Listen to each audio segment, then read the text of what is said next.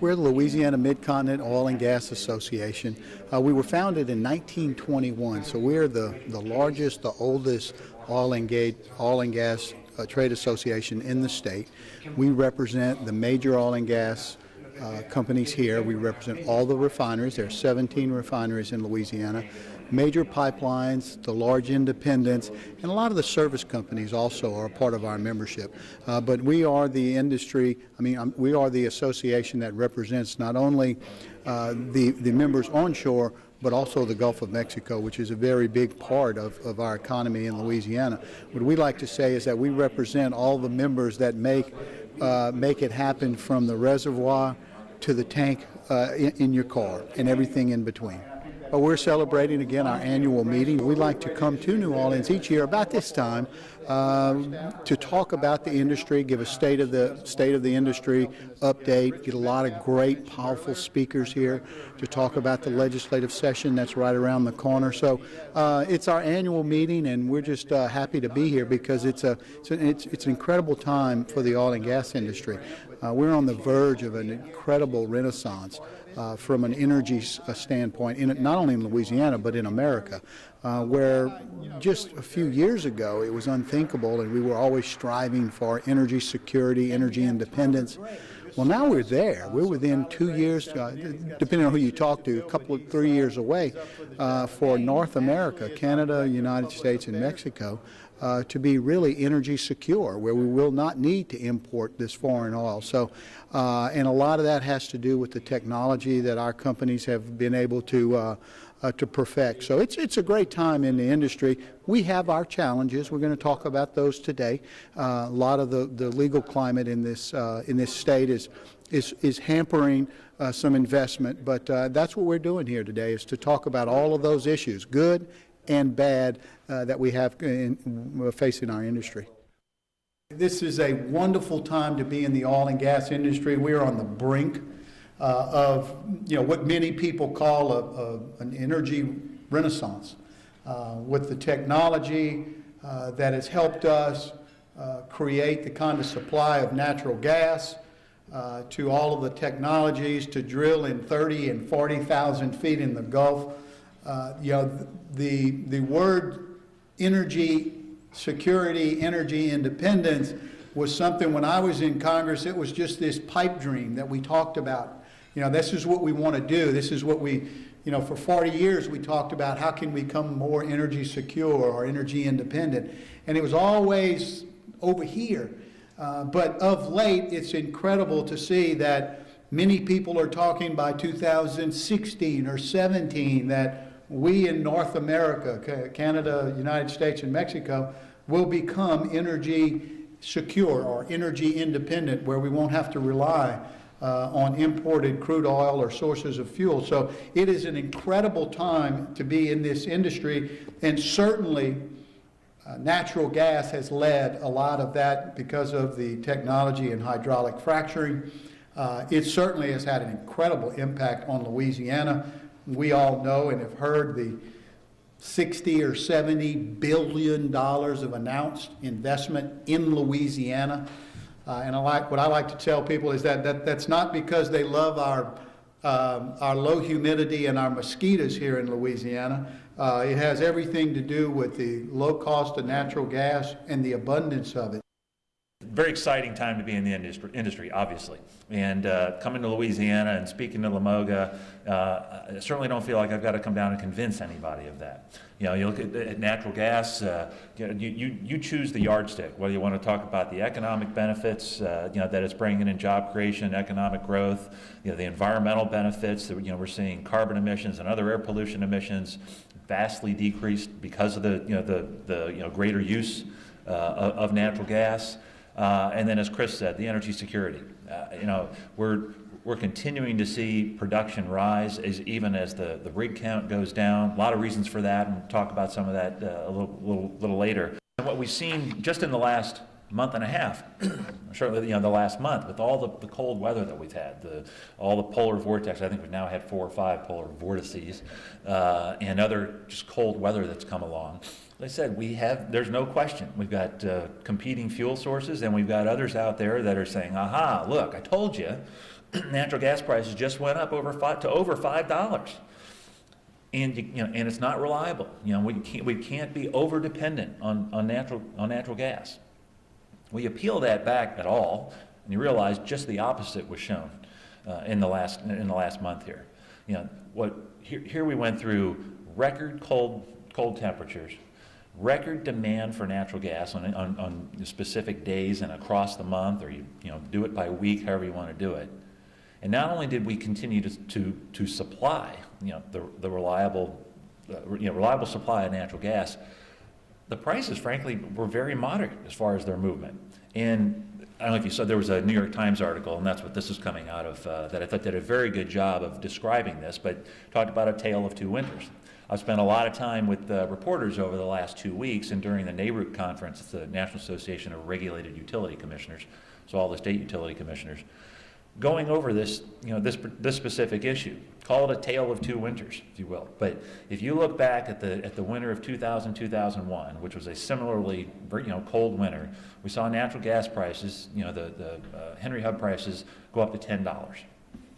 In 2008, during a hurricane, we saw prices go up to $13. So to now look at what we've just gone through, record cold for extended periods, record demand for gas, and we just bumped a little over $5. I mean, I think that shows you that, it gives you the answer. This was not an issue of overdependence on natural gas or a volatile fuel source. There's no question there were isolated areas of prices spiking on the spot market. There were generators in New England that had to buy on the spot market. They don't have those firm contracts I talked about before. They were interruptible. They had to go buy on the spot and at very high prices. But if you look at just the one day that had the greatest demand, and I think the total demand for the day was 18 BCF. Only about 0.2 BCF were trading at those higher prices. So again, people paid more because they were using more. But most people in the residential, commercial, were all locked in at the lower prices. So there's been, again, we're going to continue to see a push from, frankly, coal industry, nuclear industry, and just critics out there that want to either restrict production or, in some cases, restrict exports of natural gas to try to use this as the narrative to say that there's a problem here. Now again, this does point out, there's no question we need to look back at this last month and say, what do we learn from it? There were isolated areas where we had pipeline constraints. New England, I said, is the poster child for that. But again, I think we're going to see, even now, I was talking to one of the state commissioners in Pennsylvania this morning, and they've got a hearing, a budget hearing, because electricity prices were really spiking during all this time. Well, no surprise, but we've just got to be careful that there's not an overreaction or a reaction in the wrong direction that would end up harming natural gas. So as I mentioned, again, power generation obviously is the big opportunity. There's more volume there than any other market. Interestingly, this is all replacement market. This is not, it would be very little in new generation, new gas-fired generation for new load demand. But because there's been, flat to decreasing demand on the electricity side, what we're really going to see is replacement of retiring plants. This is and not that you need to understand what all this is, but current power consumption, this was 2011 numbers, just to show you kind of how in BCF equivalent terms, natural gas is about 21%. You look across all of those. More importantly, what we did as ANGA, and again, this is where we're trying to put ANGA in a position of being that credible resource. The whole point, where are the opportunities for retirements of current generation that could then move to natural gas? The black on the pie charts there is coal. The red is nuclear. So, and this is all just looking at retirements that have either been announced or that are expected. In fact, we need to update this slide because that big red dot in California is the San Onofre plant that's already been announced as retirement. So that's now off the off of this chart.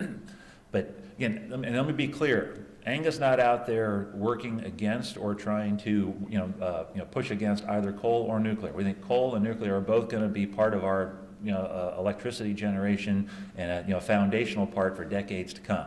As are we. We're going to see our share grow. This is just an exercise in saying, based on the public information that's out there, based on what's been announced, where are the opportunities for natural gas to pick up more power generation? And this is where you see it. So this then helps us, direct some of our efforts as well on where we're spending our time. Again, we're just seeing that natural gas will continue to be a growing share of the power mix.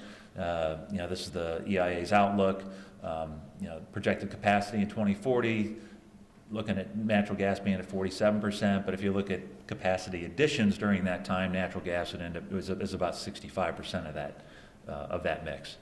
And again, as I mentioned before, projections all show that the prices stay stable and reliable as well. Moving to the industrial market, let's be honest, Louisiana is the poster child for the opportunity we're seeing on the industrial side. It's not something that's going to happen, it's something that's already happening. When you're seeing so many industries and companies make decisions to move their manufacturing here to Louisiana. No surprise that Louisiana is leading the nation again in an energy area. But again, we see huge opportunities around the country. Not only here in Louisiana and Texas, which if you look at the opportunity are the two biggest states. But I think more exciting is to see that all through the Rust Belt, we're going to start to see incredible growth there through Ohio, Indiana, Pennsylvania, Michigan, West Virginia, and the more we, again, from an Angus standpoint, we're focused on the customers. We get the power generators, the industrial manufacturers. We'll get into the transportation side in a moment. They all start locking themselves in and making these decisions, all for the right reasons: performance, cost, the environmental benefits. They are now becoming our advocates for natural gas, whether that's in the public domain or in the policy domain. Again, I think I put the wrong slide on here. It still gives you the same idea. This was the demand in 2011. We've got a separate slide that then just goes through to show where the opportunities are. Well, down here with the Louisiana Mid-Continent Oil and Gas Association, to share what Angus' role is in pushing the message around the energy abundance, affordability, clean and domestic natural gas. Angus' role is really focused on the demand side of the equation. We want to work with not only the industry, but our customers, government, other policymakers to ensure that the right policies, relationships, and the infrastructure is in place so that as we keep producing this natural gas, we've got the markets to sell it to. And we know the benefits are there. No matter which yardstick you want to use, the economy, the environment, energy security, natural gas is the answer. And so we want to work with both our customers and the industry to make sure that we can take advantage of that abundant resource. Tell us, what role does Louisiana play in oil and gas for the nation? Well, Louisiana is critical, always has been, and now as we see this new shale revolution and the opportunities we have in power generation, transportation, industrial, and in exports, Louisiana is going to continue to have that critical central role that allows our nation to take advantage of abundant, affordable, clean, and domestic energy resources. Tell us, what are some of the big issues in Congress that are affecting the industry that people should know about? Well, one of the fortunate things, at least for the short term, is that the energy revolution is moving forward without any major actions out of Congress, or the administration for that matter. So while we clearly want to continue to work closely with Congress, we've got very good friends there that are helping to make sure we can continue to realize the benefits of this abundant, affordable resource. Right now, we don't expect to see a lot of energy legislation moving in Congress, but we've always got to be on the lookout, going into the future. Tax policy is critical, ability to access the resources on public lands, and just a reasonable regulatory structure out there that allows the companies to have the certainty they need to help to continue producing this resource that the economy needs. Are you encouraged by everything that you've seen and heard here today? I mean, it's hard not to be encouraged by a group like like Louisiana Oil and Gas folks. I mean, they understand the benefits here. They understand what role that this industry plays for the nation as a whole, for the economy. And so, I mean, these are the companies that are going to help us as a nation continue to you can realize all the benefits of this great energy resource we have here. Sasol, for those of you that are not familiar with, a South African-based company. It's a technology company. It's the company that has learned how to take those single molecules that come out of methane or come out of syngas made from other sources, and to teach them to like each other and to grow into long-chain molecules that can be used for a lot of different things. And we have 35,000 employees in 37 different countries. So the opportunity for Sasol, we have identified that Lake Charles would be a tremendous place for this project. It's important to note that it's not because we had existing operations, but more we ended up in Lake Charles with this project basically for a variety of reasons that aren't real obvious to a lot of people. The state of Louisiana, when we were exploring this project, the governor and his staff showed tremendous ownership and invested a lot of time and effort into persuading our management team that Louisiana really did want this project and Louisiana was going to be a partner in its success. That reassurance of a South African management team was critical to getting this project approved.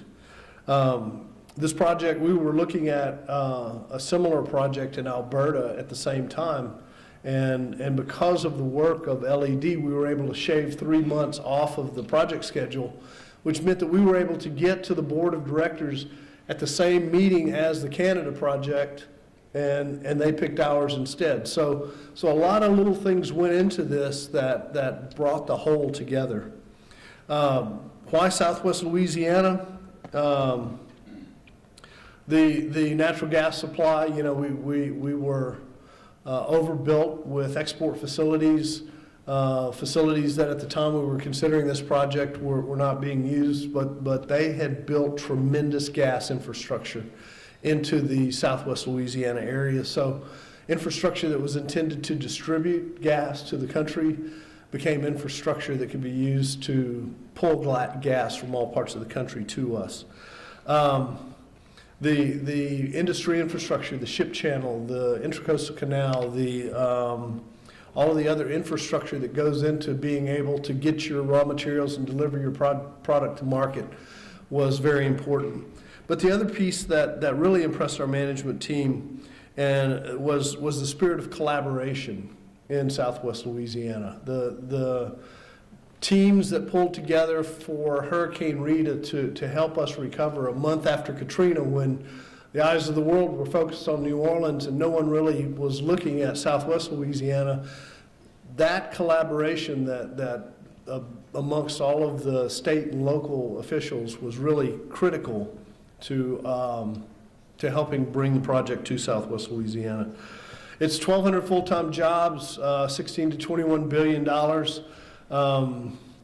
It doesn't say it up here, but one of the important things is we're creating fuels from natural gas, which means that we're not exporting dollars to bring in BTUs.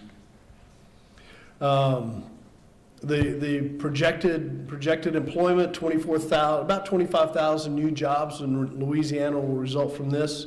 Personal income, $2 billion. Gross state product, $4.2 billion. Fairly significant project from an economic endpoint standpoint. This slide, I'm sure you're all familiar with. It's the most recent NERA natural gas production slide. What strikes me about this slide, though, is we're predicting about $60 billion of investment in Southwest Louisiana over the next 5 years. So if you think about it in conventional expansion terms, What a lot of people are worried about is we have this big Gaussian curve where we have a ramp up and then we have a ramp down of projects, you know, and we have to deal with the after effects and so forth. What this slide makes me ask is, are we looking at $60 billion over the next 5 years, and then another $50-60 billion over the next 5 years, and another 50 or 60 billion over the next 5 years, as the shale gas production continues to grow? Are we looking at a long-term sustainable growth curve for the Gulf Coast based on this slide? It's you know, it's a question that I'll get to again a little bit later. From the ethane cracker standpoint, you can see that U.S. ethane is really puts us in an advantageous position versus other countries, other regions of the world in terms of the feedstock basis. This is why you're seeing the ethane cracker projects pop up along the Gulf Coast. And this is why you see people asking, now how can I get this polyethylene to Europe, West Europe, East Asia, Southeast Asia, because we will be exporting quite a bit of polyethylene from this country over the next few years based on these new ethane cracker projects. Again, you take ethane, you create polyethylene, you're creating wealth, you're exporting that wealth, and somebody else is sending you their money. Sounds like a good deal to me. Our ethane cracker, we say it's a $4 to $5 billion ethane cracker, but what this graph shows in a very, very busy kind of way is that it's more than just a cracker project. We're making alcohols and ethoxylates that go into soaps and detergents. We're making low-density polyethylene, linear low-density polyethylene. We're making octene, MEG, a number of other products. So we're really talking about an integrated chemical complex with the ethane cracker project. Gas to liquids, this is a gross oversimplification of the process, but basically what gas to liquids does is it makes new molecules. It takes methane and turns them into a syngas that is then put through the synthesis gas, and from there you end up with long chain molecules that range from propane, butane to long wax chains that can be cut into various chains for various uses. So execution is critical. We have an integrated project team that's going to try to take advantage of experience in the Gulf Coast. Contracting strategies are going to drive this. You know, you can do contracting strategies every way from poor to great, and we're hoping that we're doing a very disciplined and controlled approach that will at the same time yield a quick and thorough execution strategy. The biggest one is probably the last one, the potential labor shortage and productivity issues. We're doing a lot of work on the labor side of things, and really working hard to in a number of areas that I'm going to get to assure that the labor is present. We're trying to recruit local people to the maximum extent necessary. We're using a number of contractor strategies to try to acquire those local people. We're attempting to maximize the use of local contractors, but at some point we will reach the point of saturation in terms of what the locals can provide, and we'll then have to start working our way out. But developing Louisiana first is our objective, and we're working on a number of strategies to do that. One of the first strategies for implementing the project was the leadership of Southwest Louisiana, after our announcement in December of 2012, got together and said, oh my God, this is big. We're going to have quite a bit of trouble with managing the impacts of this, everything from traffic to schools to homes. And so they launched the Growth and Opportunity Group. The Growth and Opportunity Group was intended to pull together the key stakeholders in Southwest Louisiana to anticipate the issues that would be faced. And they did a pretty good job, but without a lot of data, they weren't able to reach conclusions. And so a little bit earlier this year, Sasol announced that we would be launching a regional impact study. And the regional impact study would look at 12 to 14 different areas, everything from public safety to housing to medical to transportation, and would assess each of those areas and come up with options for the leadership of the area to evaluate. It was done in coordination with the GO Group. So it's not Sasol putting together a study, dropping it on the table and saying this is what you need to do. Instead, it's working with the local people, getting their input, identifying what's important to them, and trying to be certain that the community that we ended up with was the community that we wanted, not the community that we ended up with. And so we're looking at how can we do things in ways that are environmentally responsible and responsible from a public service standpoint. We want to build in as opposed to build out. The last thing we want in Southwest Louisiana is acre after acre of ugly tract housing. We would prefer that there's some planning effort be engaged to be able to accomplish that. So the objectives of the regional impact study are not only to deal with and mitigate the effects of all of these people, anywhere from 10 to 30,000 construction workers over the life of the $60 billion that's coming in, but also how do we end up with a quality of life in Southwest Louisiana that will allow us to be able to attract employees that we want, and have people want to move to the area, not because they're jobs. They want to move to the area because of the area, and it just so happens there are places to work there. So the regional impact study is going to be a significant part of that effort. And it's incumbent upon us in Southwest Louisiana, not only Sasol, but all of the industry, to work to have those things implemented that are necessary to be implemented so that we do end up with the communities that we want to live in. And so we're working on ways to collaborate with our local industry partners to be able to do things like get support for zoning and get support for planning and get support for those efforts that maybe the realtors don't want to do, or maybe the big landowners don't want to do because it feels too restrictive, but we need to do to be able to develop the communities that we want to develop. Our company's name is Sasol, and we have announced that we're building an ethane cracker project and a gas to liquids project with a total capital cost of $18 to $21 billion. Why did you select Lake Charles for this investment?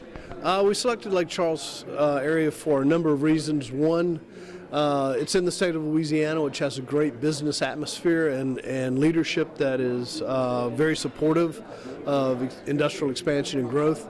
The Southwest Louisiana area has great infrastructure, and it also has a collaborative spirit that really makes a project like this have the best opportunity for success.